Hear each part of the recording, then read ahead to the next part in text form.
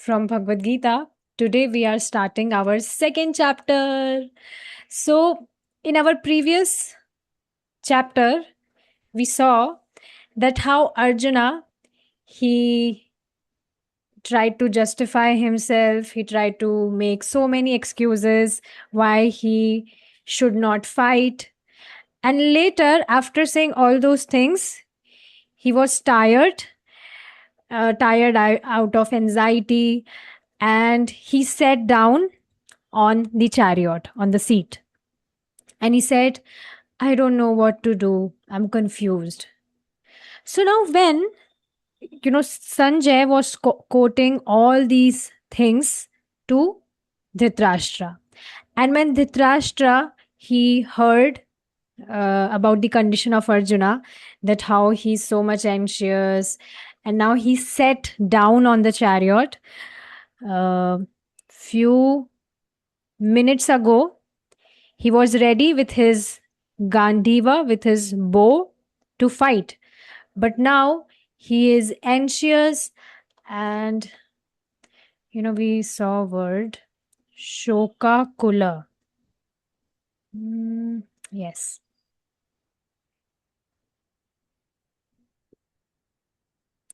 Shoka Sanvigna Manasaha. So we saw how he was overwhelmed with grief.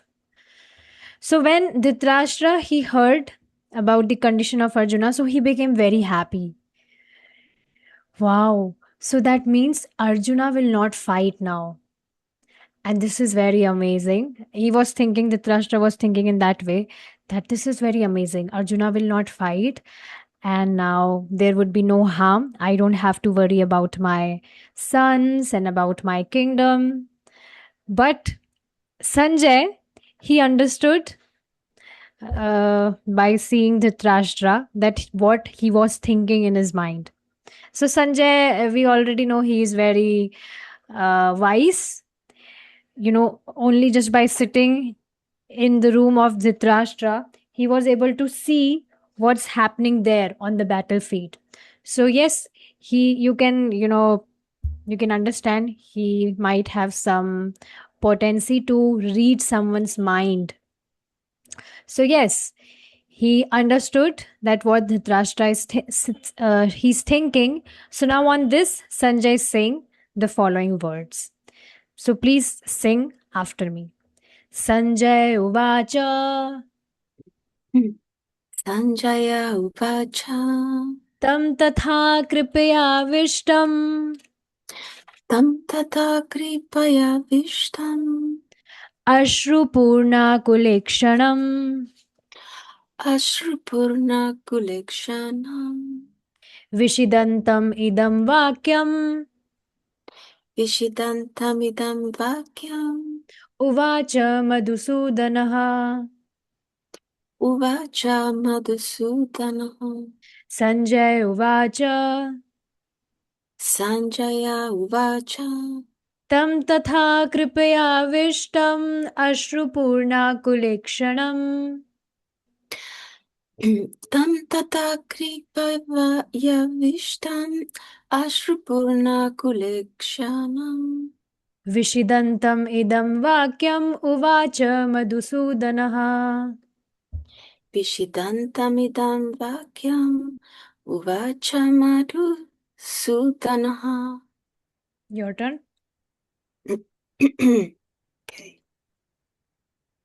Sanjaya Uvacha Sanjay uvacha Tam Tata Kripaya Vishtam Ashrupurna Kulekshanam Tam tatha kripayavistam Ashnupurna Kulekshanam Vishidantamidam Vakyam Uvacha Madhusudanaha. Vishidantam idam vakyam uvacha Madhusudanaha.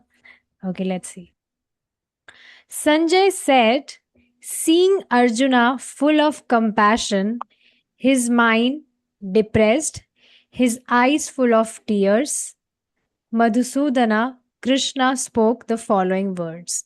So, yes, when Arjuna, he said whatever he was saying to Krishna, and later he sat on the chariot.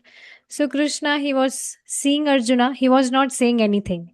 He didn't interrupt Arjuna, he was allowing Arjuna to say whatever he wanted to speak. He didn't interrupt in mid. But Krishna, he was looking at Arjuna and he was smiling. So, Krishna always smiles. You will never see Krishna is in anxiety or something like that or in anger. He always smiles. He's so nice. He always smiles because there is no anxiety for Krishna. He is all blissful. Satchidanand, Anand. He is supremely blissful. And there is no anxiety or something like that for Krishna. So, yes, even though Arjuna, his mind was depressed, his eyes were full of tears, but Madhusudana or Krishna, he was smiling and he was hearing whatever he was saying because he was understanding that Arjuna is saying all those things because of ignorance. See, this is very amazing thing.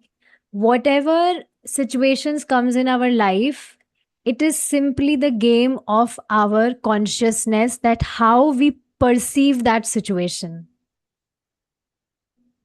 So if we trust Krishna's plans, we are Krishna conscious, we are in Krishna consciousness in this movement. And if we trust Krishna's plans, so practically there should be no anxiety at all. Because in devotee's life, whatever is happening, it is happening according to Krishna's plan. And Krishna's plans are always perfect. So there is no scope of any anxiety. So, yes, Krishna is smiling at Arjuna, and then he spoke the following words. Now, what he spoke, that we'll see from 2.2. 2.1 is all about this only, that after seeing Arjuna in such condition, Madhusudana or Krishna spoke the following words. Now, Acharya will elaborate this verse very beautifully. Let's see. Gita Bhushan commentary. In the second chapter, the Lord explains knowledge of the soul, the method of realizing Atma, Nishkam Karma, and the characteristics of the Sthita Pragya. So, in second chapter, there are 5 topics. Knowledge of the soul, that we are not this body, we are soul. And method of realizing Atma or soul. Now, these are 2 different topics. Understanding that we are not this body, we are knowledge is one thing.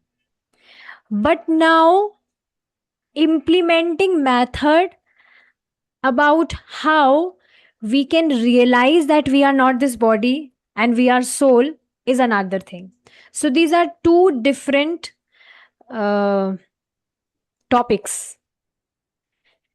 First, a person, he heard that, oh, I am not this body, I am soul. So now he would be inquisitive about, if I am not this body and I'm soul, then how can I experience that I am soul and I'm not this material body? Because theoretically, people hear this, that, oh, you are not this body, you are soul. Many people hear this, but they do not know the method of realizing that we are not this body, we are soul, we are Atma.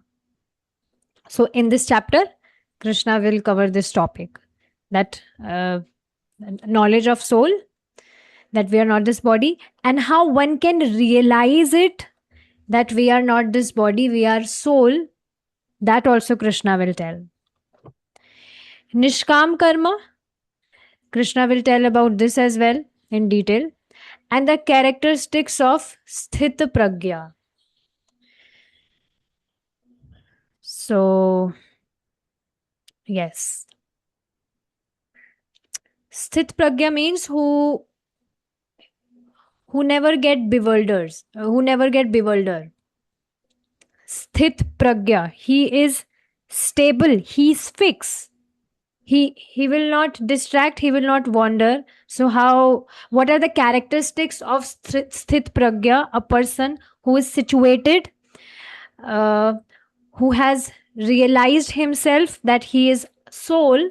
So what are the characteristic of such person? That also Krishna will discuss in this chapter. So these are the one two three, no, there are not five, there are four topics. One, two, three, four. Yes, four topics. uh, Lord will explain in this chapter, and this chapter is very, very important. If any person, he has no time to read or understand whole Bhagavad Gita, then at least he should read second chapter, because he will understand many things about life, about who he really is and what he should do. Basically, he will get the purpose of his life. So if any person he cannot read the whole Bhagavad Gita, ideally he should read whole Bhagavad Gita. But second chapter is very important. Okay. Seeing that Dhritarashtra was joyful on hearing that Arjuna was renouncing the kingdom, and he was hopeful of not losing the kingdom for his sons, Sanjay then spoke. So yes, you can see Dhritarashtra was very joyful that yay, Arjuna will not fight. Does this happen with you ever? That you are in a situation where, you know, any person, opposite person, for example, let's say school time, in school time, teacher, she announced for test that I will take test tomorrow. And now, uh, just like it happened with me many times, I was never good in studies, and I never used to prepare for tests or exam. I used to study for exam, because otherwise, I would fail. But yes, for test, I never used to study.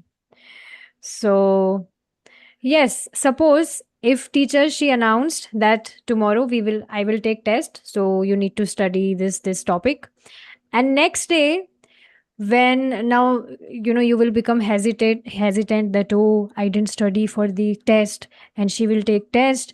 And she also announced, any student who will fail, he will be punished, he or she will be punished.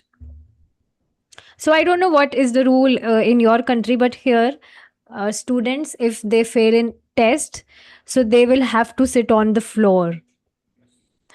Or, at that time when I was in school, it used to happen like this. I don't know what is the rule now, but yes, students, they have to quit their chairs and benches, and they need to sit on the floor with their bags. And it was, very bad situation. I really don't. That's why I never liked school. I never liked school. Because there was always torture. They used to torture. So yes. So suppose now, teacher, you heard that teacher is absent. So you will be very joyful that yay, I didn't prepare for test and teacher is also absent. So yes, you became happy. But later, news came that teacher, she came for half time. Like, she didn't came for initial hours of the school, but she came for another hours, and test would be there. So this is the situation of Dhritarashtra. He became joyful on hearing that Arjuna, he will not fight, and he became very joyful after hearing this. So on this, Sanjay then spoke. Sanjay is giving him the news that whatever you are thinking, it's not going to work that way. See, Madhusudana. Do you remember the meaning of Madhusudana? Is one of Krishna's names? Yes, but meaning of Madhusudana, Um, whatever you remember. You know, he does have several names because he has defeated a demon. I'm not sure if this is one of Madhu, those. yes. Madhu It is. means that demon, and Sudan means killer, to kill. So, killer of the demon Madhusudan. But here, Srila Baldev Vidyabhushan is taking another meaning of this name. Very beautiful. Let's see. So, here, Madhusudana indicates that Krishna, because of being possessed of sweetness, Madhu, would destroy Sudana, the lamentation of Arjuna. So, with his sweetness, Krishna is so sweet. You might have heard this kirtan, Adhuram Madhuram. Adhuram Madhuram, like that means everything about Krishna, everything related to Krishna is sweet. So, this kirtan is very beautiful. I'll share it with you. Please remind me. Uh, it is about, it explains that, I mean, lyrics are like this: lips of Krishna are sweet, eyes of Krishna are sweet, ears of Krishna are sweet, cheeks of Krishna are sweet. Like every body part is mentioned in this song, and everything about Krishna is sweet. Krishna's hands are sweet, Krishna's smile is very sweet, Krishna's lotus feet are very sweet. Everything about Krishna is sweet. So, yes, like this. It's very beautiful kirtan or song. So, yes, Krishna, being possessed of sweetness, would destroy the lamentation of Arjuna. So, Madhu means sweetness, and Krishna is sweet, infinitely sweet. And with his sweetness, he would destroy Sudana, destroy. So, Sudana means kill, or Sudana means also destroy. So he would destroy the lamentation or grief of Arjuna by his sweetness. Very beautiful, right?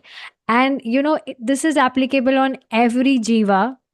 Krishna is so sweet that any person, if he's hearing about Krishna, then his lamentation or grief or any type of anxiety disappears because Krishna is so sweet. So Krishna, with his sweetness, destroy the lamentation or anxiety or grief of that person, like he's doing for Arjuna, like he will do for Arjuna. So beautiful, right? So we understand another meaning of the name Madhusudana here. Madhusudana means Krishna, who is being possessed with extreme sweetness and who kills or destroys the lamentation of people or of Arjuna. Okay, let's see the purport now. Material compassion, lamentation, and tears are all signs of ignorance of the real self. This is very important line. See, Prabhupada has mentioned here material compassion. Now we can speak on this single term for hours. See, you will see here in this world, people, they are busy in performing many charitable activities, or do you know another word for this activity? What we call that? For someone's well-being, basically, they do so many activities and programs. But these are all on material platform. Prabhupada will give beautiful example. We will, read it. We will read it later. So yes, these are all on material platform.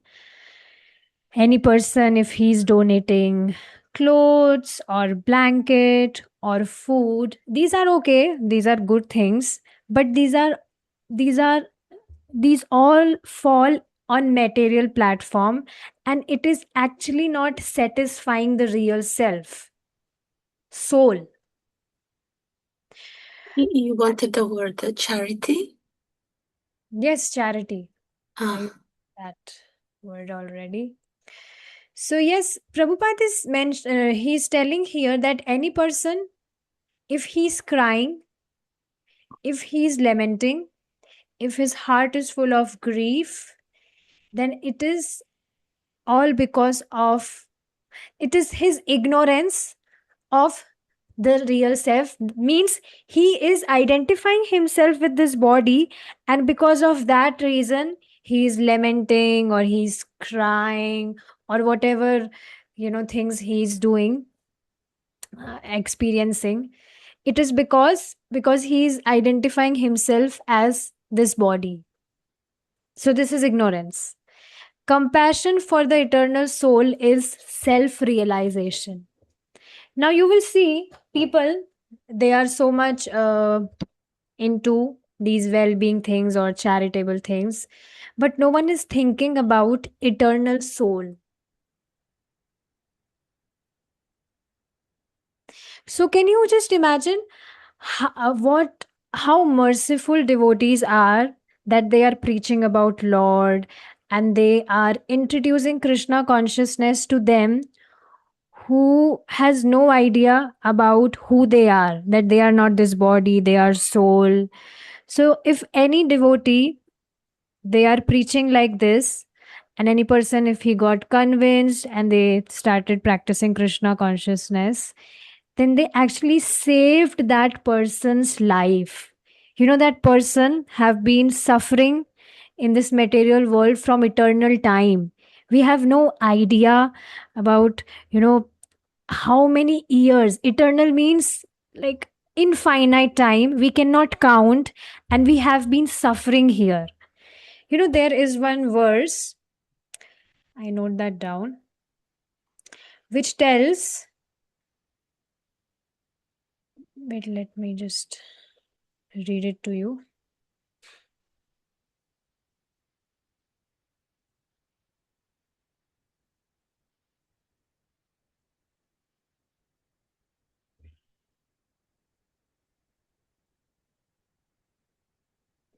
So this slok tells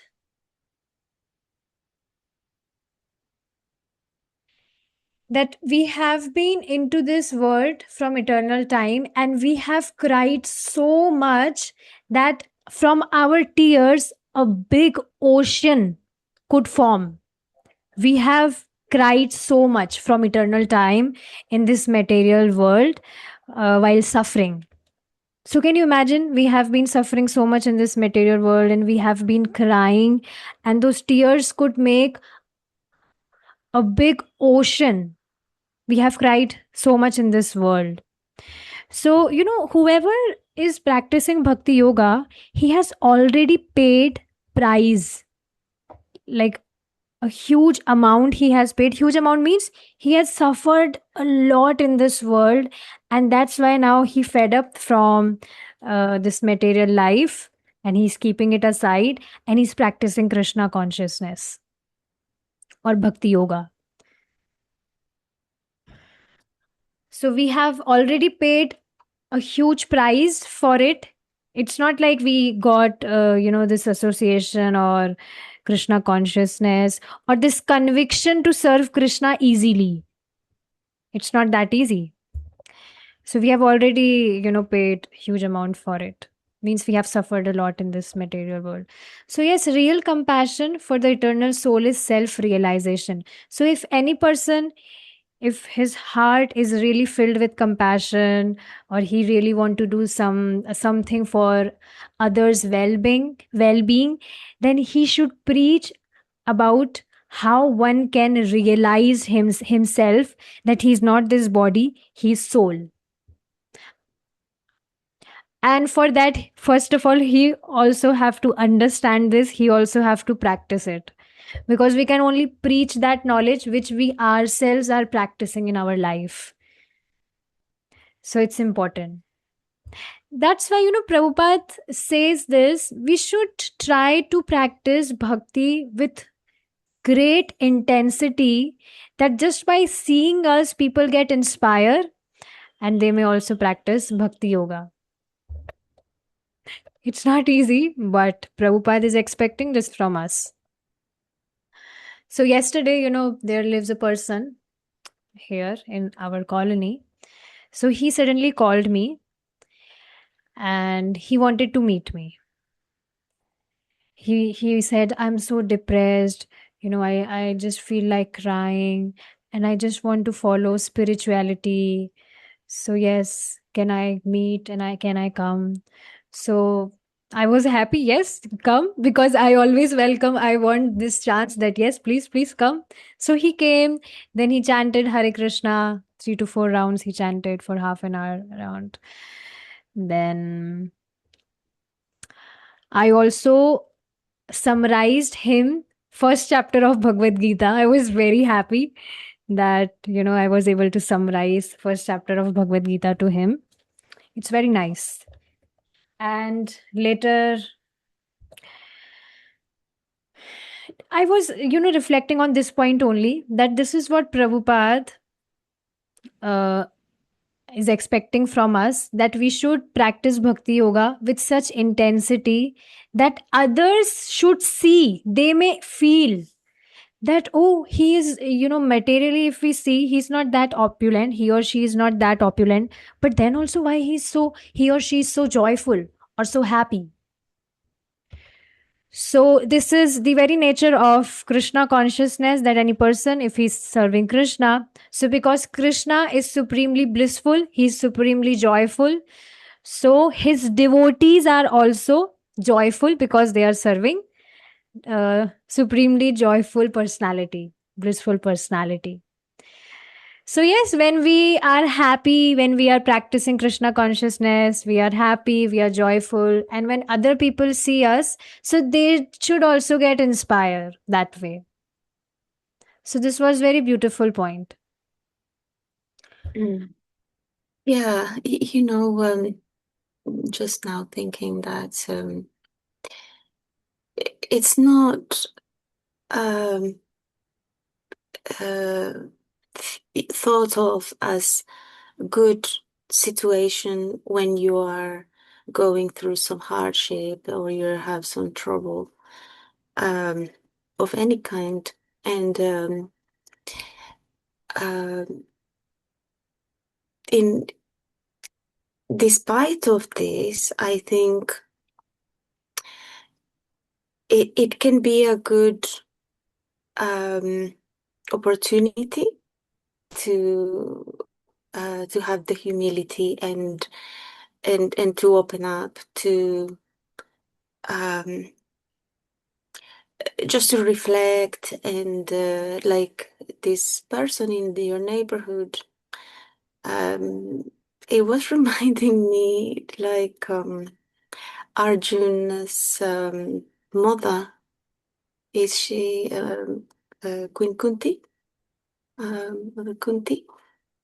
That she loves Krishna so much, and she doesn't care if there is troubles and hardship, difficult times, because she wants Krishna to be there. And it sounds like she prefers to have this time than good times.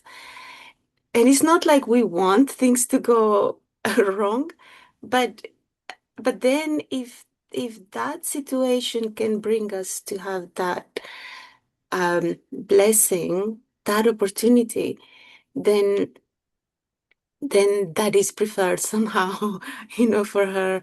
And it's almost desiring for that, um, which most people wouldn't think, why do you want that? But yeah, we cannot just wish everything to be always amazing and because when there is some like a shadow time, then you can have that you can welcome something um, to have some light of the Krishna consciousness. So your description of this happening, from this person makes me realize that these things. I just remembered that. Yeah. Yes. I mean, sometimes we may go through difficulty, and if we have that ignorance, then we don't know, and we just suffer, don't we? Um, and but thinking that, you know, this person did reach out to you, so it's also very good that, he knows you must be famous in your neighborhood. If he did reach out and he thought that, okay, this is going to be um what I have to do. Mm.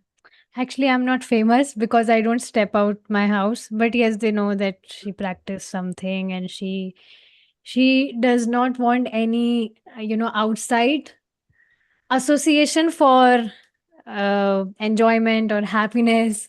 She's practicing something which is satisfying her. And yeah,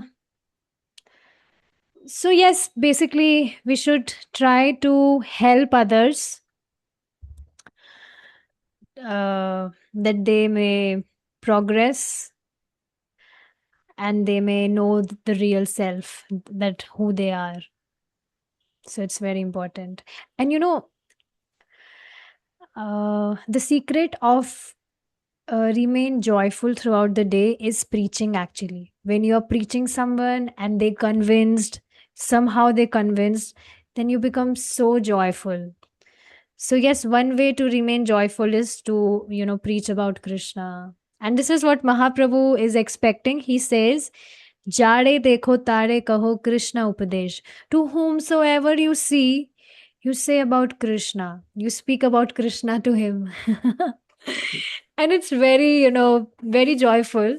Especially, sometimes I wish that if I would be there in West, then it would become very easy for me to preach there, because people, they don't know who is Krishna. So probably it's easier that you may if you greet them by Krishna's name, so they will become curious about knowing that what are you saying, what did you say. Sometimes when I greet any person in West, Hare Krishna, so they say, is that your name? Because they don't know what is Hare Krishna. So yes, sometimes I think that preaching in West is probably easy. I don't know. I mean, I'm just speculating or what. I was just thinking it in my mind that because people, they are completely ignorant about Krishna, so maybe it's easy. At least we can indirectly give them Krishna's connection. You should try. You will be very joyful. Please try this, at least with your students. And do not say anything about spirituality or something. You can maybe say that, hey, I have a friend from India, and she shared this song with me, and I would like to share it with you. So I have many examples come in my mind, and Krishna will give you also those ideas, those thoughts, if you want to preach about him, or if you want to connect people with Krishna. And it's a great joy. So you should try. Okay. The word Madhusudana is significant in this verse. Lord Krishna killed the demon Madhu, and now Arjuna wanted Krishna to kill the demon of misunderstanding that had overtaken him in the discharge of his duty. So it's clear that, earlier also Arjuna addressed Krishna with this name, Madhusudana. So yes, he was expecting Krishna that you killed Madhu demon. So you kill the demon of my heart as well. The demon of my understanding that had overtaken me in discharge of my duty. No one knows where compassion should be applied. This is very important. This is actually very, very important. Krishna, or devotees of Krishna, or let's say Prabhupada, has given us a key for happiness, a key for compassion. that no one knows. No one else knows this key which we have. Read this again. No one knows where compassion should apply because they don't have that key in their hand. But we have that key. Now, see, Prabhupada is explaining this with beautiful example or analogy. Compassion for the dress of a drowning man is senseless. Do you understand this? If a person is, drowning into a lake, and, here comes another person who is, very compassionate. His heart is very compassionate. So he went to that lake to save, to show his compassion. And what he did, he went and he saved the dress of that drowning man. And that man, he drowned and he died in that lake. So is that compassion? So from this point, Prabhupada is trying to explain that here, if any person, he's showing compassion for this body, for others' bodies, then that is similar as showing compassion for the dress of a drowning man. So definitely this body is our dress only, right? This, we are soul, and soul has worn this dress. Just like you will see, I mean, I'm trying to explain here that soul is not formless, it has form. Just like we have this body, so it has form. That's why we are able to wear clothes on it. So, same way, soul has form. That's why we are able to wear this body on this. And it's, if you will pinch yourself, just like you can, you can do your dress like this. Sometimes same thing, you can also do your skin like this, so you can easily understand that this is a dress, material dress. So it's very beautiful. My instructing master was sharing, he was in college, IIT. Do you understand IIT? It's a higher level. Engineering college, very famous in India. IIT. Yes. So he was IITN. He was in IIT college, and there devotees came to preach. Brahmacharis from ISKCON, they came to preach, and they took a session, and they said we will do a session of on yoga. So now my instructing master was saying that, I was not interested in attending all those sessions, but when I heard it is about yoga, so I was interested in yoga. So that's why I went in that session. And their devotees, they were explaining, they show a skull on the screen, and they were asking, if you see inside yourself, you will see there is a structure of bones. That's it. Or there is blood, there are nerves. So what are you from these things? Are you the structure of bones, or the blood, or the nerves, or the skin? What are you? So, he said that struck my mind, that yes, I'm really not, I can never be a structure of bones. So, later devotees preach that we are not this body, we are soul, like that. So, yes, that way he came into Krishna consciousness.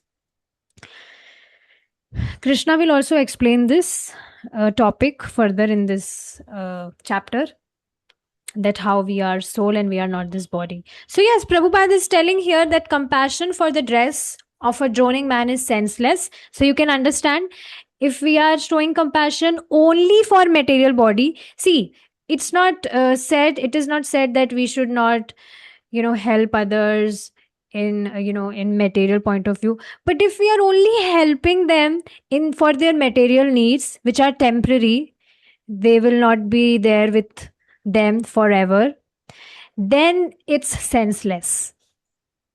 Compassion means saving that drowning man, not only the dress of that drowning man. A man fallen in the ocean of nescience can not be saved simply by rescuing his outward dress, the gross material body. One who does not know this and laments for the outward dress is called a Shudra. Now you will see, you know, externally people, especially, in India, people, there are people who put their surnames. Do you understand surnames? Yeah. Yes. Just like you have Eunice Molina.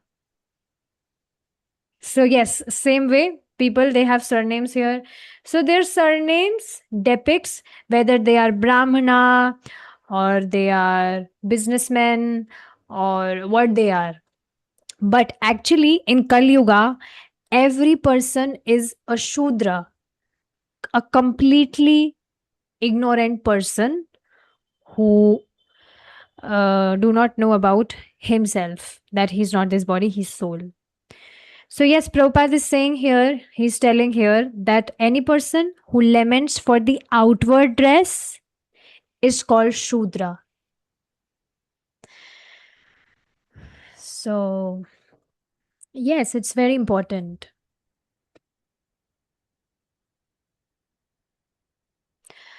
So, Mataji, I don't know about your family background, but yes, I was hearing it in the class that as we progress into Krishna consciousness, we already know that our family members will not always be there with us. Everything is temporary here. And not no one is dying, first of all. This is very important. They are simply uh, changing their bodies. That's it. But when we hear Bhagavad Gita on the regular basis, we chant and we practice Bhakti Yoga or Krishna consciousness consistently, then we do not get affect with these changes. The changes, people who are changing their bodies or they are leaving their bodies. And this is very powerful thing because you will see people they become very disturbed, very anxious when they see that their loved ones has left their body, because they assume that that person has died, but this is not true. They have simply left that body. So Bhagavad Gita is very powerful and it's very much important that one hear Bhagavad Gita, the knowledge of Bhagavad Gita, if he want to be anxiety free or tension free. Otherwise, you will see people out of these anxieties or grief, they also commit suicide. If any family member has left their body, so they also commit suicide. So it's very much important that we hear Bhagavad Gita. So, Christine Mataji, she was also depressed because of her father.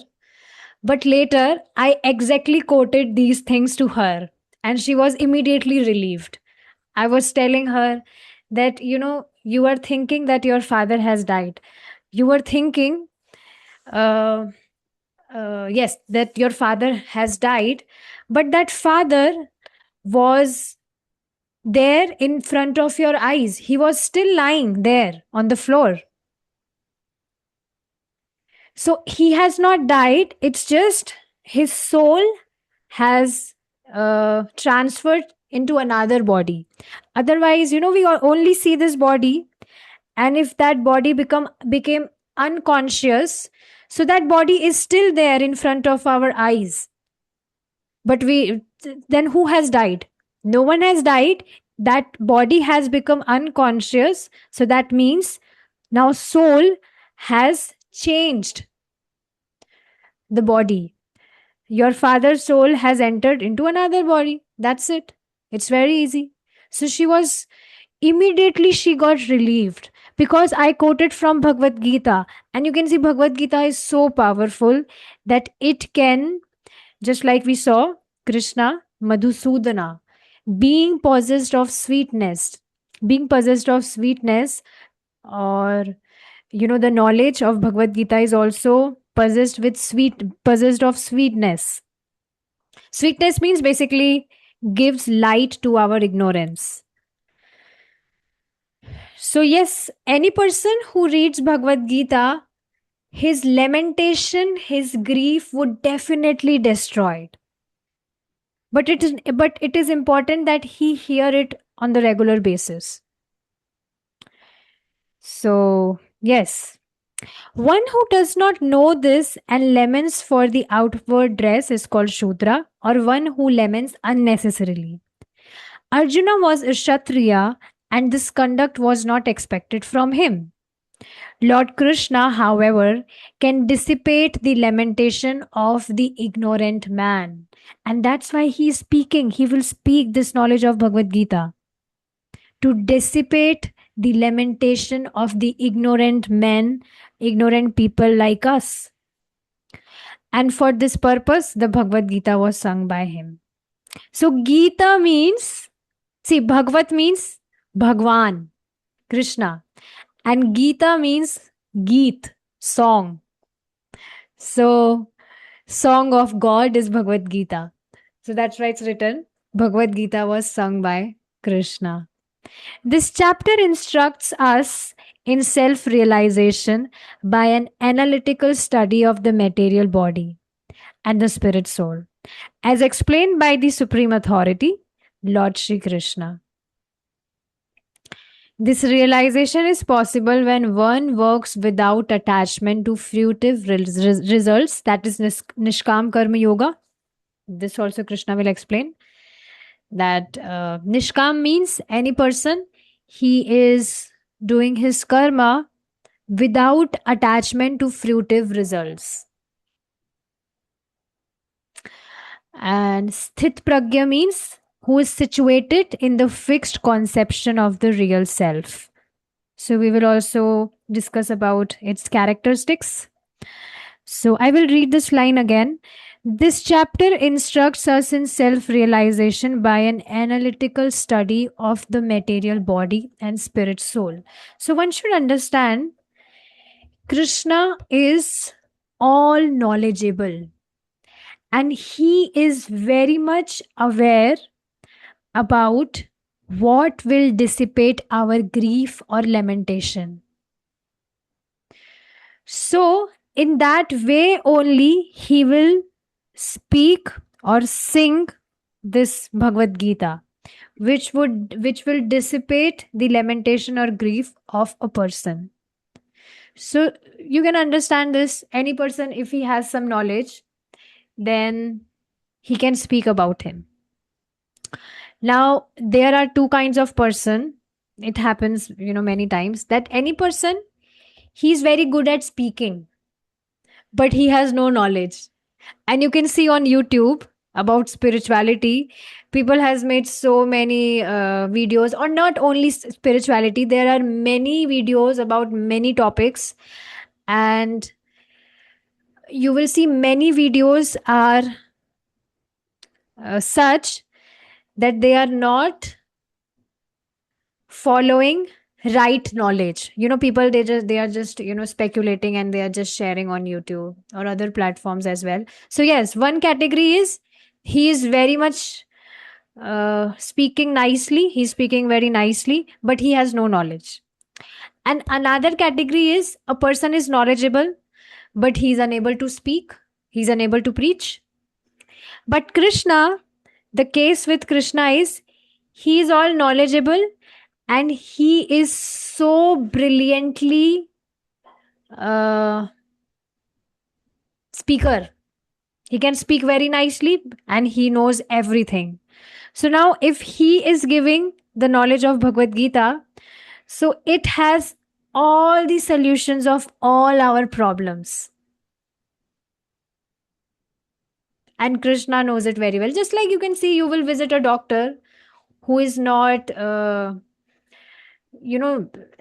these days it's happening. Doctor, they get degrees, but actually they have no knowledge of how to treat a patient. This is happening these days. It's very dangerous. So you will never visit such a doctor. You will visit a doctor who may treat you well, who may know, how to deal with your problem or disease, whatever things. So same way, Krishna, he knows everything. He knows the problem. He knows the solution of all our problems, and he knows our all problems also. So thus, this chapter instructs us in self realization by an analytical study of the material body and spirit soul, as explained by Lord Himself. So, this we have completed 2.1, and yes, we'll conclude our session here. Please go ahead if you wish to speak something. I think from what you were saying about the West and their lack of knowledge of Krishna consciousness, yeah, it's good how you brought up the example of your guru and yoga, because people, I don't know so much nowadays, but in the last decade and even before then, people were really interested in yoga. Um, Not like bhakti yoga, but sometimes it could be presented like, if you go to take classes in a building, they may have Ashta yoga or Hatha yoga, but they would also have Bhakti yoga, for example, or just meditation or reading. So in that sense, there's like an association that people may be interested, or um, if they have an interest in, some kind of compassion, uh, or just, yeah, or saving the soul, then they could be more flexible. And also, like, there's this example that um like if someone's drowning, then obviously they're in difficulty, and then they need to be saved. um Not just the dress, you need to save them. So some people may have a lot of trouble, but they are very closed off. Like if you mention something and they realize it's about religion, then people are very defensive, or very um, rejecting of um, of knowledge in this sense, because they just want to get on with their lives. So in that sense, it's difficult because people don't have that openness. Yes, you're Um, true. I can relate with this because, I also had similar experience with few people from West. So, they straightforwardly told me that, oh, I don't want to I don't wish to follow any other religion, this, that. So that's okay. Then I didn't try to preach them. But yes, we have to find our ways how we can convince them, if not with the name of religion, then with other ways we can try to preach them. And we should pray from Krishna. Krishna definitely gives intelligence if we wish to preach, because you will see devotees. I saw, yes, yoga, people in West, they are still interested in yoga. I saw videos. There is an account on Instagram. They are from London only. Yes, they are from London. And they secretly they capture videos of distributing books, and I've seen it many times. They are not talking about God. They simply say that, oh, I have a book for you, this is a gift from my side, and this tells about yoga. Or they will phrase some story, like story of Ajamil, or some stories. They will not speak something about God or something like that. And then later they will say that we don't sell these books, we are monks. So if you wish to help, you can give some donation so that we may print more books. So I really liked their idea, and people, they were interested in yoga, and the people are interested in yoga, so they accept it. So we have to find our own ways how we can preach. And your profession is so amazing, singing. So people sing anything, they sing anything. I So you don't can, see. right, they sing anything, any melody or whatever words. I'm more like the music, the theory aspect and the playing, but uh, yeah, I wish I was as good singer as you. You have very nice singing. Mhm. You don't sing? No, no. Then what you do? I don't think of myself as good in that sense. It's just like the playing instrument. Then what do? You play piano or Yes, guitar? yes, yes. So you don't sing when you play piano? Not much. I play the just the sound. Um, Oh, you should sing. yeah. This Kali Uh, Yuga is time of singing, mm. Well, singing we and sing. dancing, singing and I like. dancing. Yes, I like the when we recite the shloka, we do a singing style. So this I like the shloka and I like the singing. Yes, it's I nice that you yeah. like, but you should try to practice singing, because that way you can help many people. Even, if we read this Sanskrit, so you just like the melody of how we sing, but you don't understand the meaning. But then also, it's very important that even a person is not understanding meaning and he's simply singing or even hearing it. So it is purifying his consciousness, because these are the words of Krishna himself. So it's very powerful and it's non different from Krishna. So you should try, you should practice singing.